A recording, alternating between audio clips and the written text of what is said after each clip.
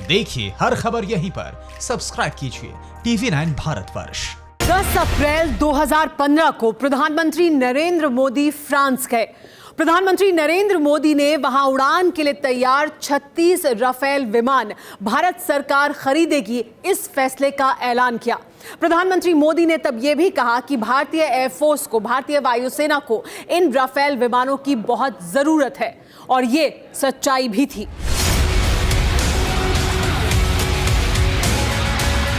सितंबर 2016 को भारत और फ्रांस के बीच 36 राफेल विमान खरीदने की फाइनल डील पर दस्तखत हुए। इन विमानों की कीमत करीब 8 बिलियन यूरो रखी गई।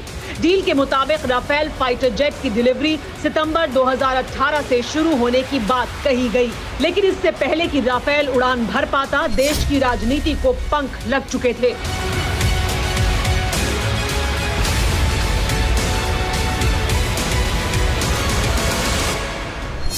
कांग्रेस ने राफेल डील पर सवाल उठाने शुरू कर दिए।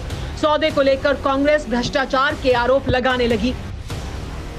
राफेल सौदा सीधे तौर पर भारत और फ्रांस यानी दो देशों के बीच हुआ। जाहिर है कि इसमें से बिचौलिया गायब था। डील में एक शर्त यह भी थी कि राफेल बनाने वाली कंपनी दसों को कुल सौदे के 50% का ऑफसेट कॉन्ट्रैक्ट भारतीय कंपनियों को देना होगा।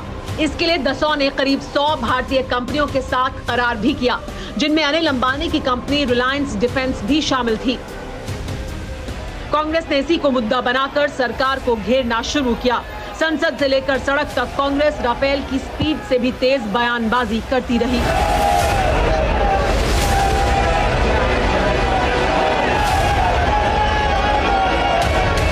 2019 यानी पिछले साल के लोकसभा चुनाव के दौरान राफेल पर राजनीति चरम पर पहुंच चुकी थी। राहुल गांधी अपनी हर रैली में प्रधानमंत्री मोदी पर निशाना साधते रहे। यहां तक कि चौकीदार चोर है जैसे नारे लगाए जाते रहे।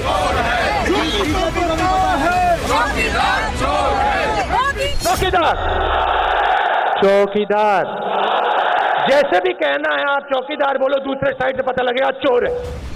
इसी तरह राहुल गांधी राफेल के बहाने प्रधानमंत्री मोदी पर जुबानी मिसाइल दागते रहे, लेकिन देश चुनावी राजनीति की सच्चाई जानता है। देशवासियों को पता था कि देश की सुरक्षा के लिए राफेल कितना जरूरी है।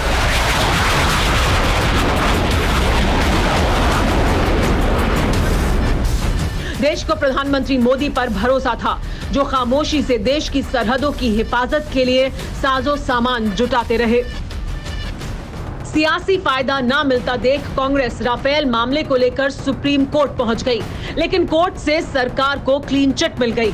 देश के साथ ही विरोधी भी जानते हैं कि सरहदों के मौजूदा हालात और चीन और पाकिस्तान जैसे चांडालों से निपटने के लिए राफेल कितना जरूरी है।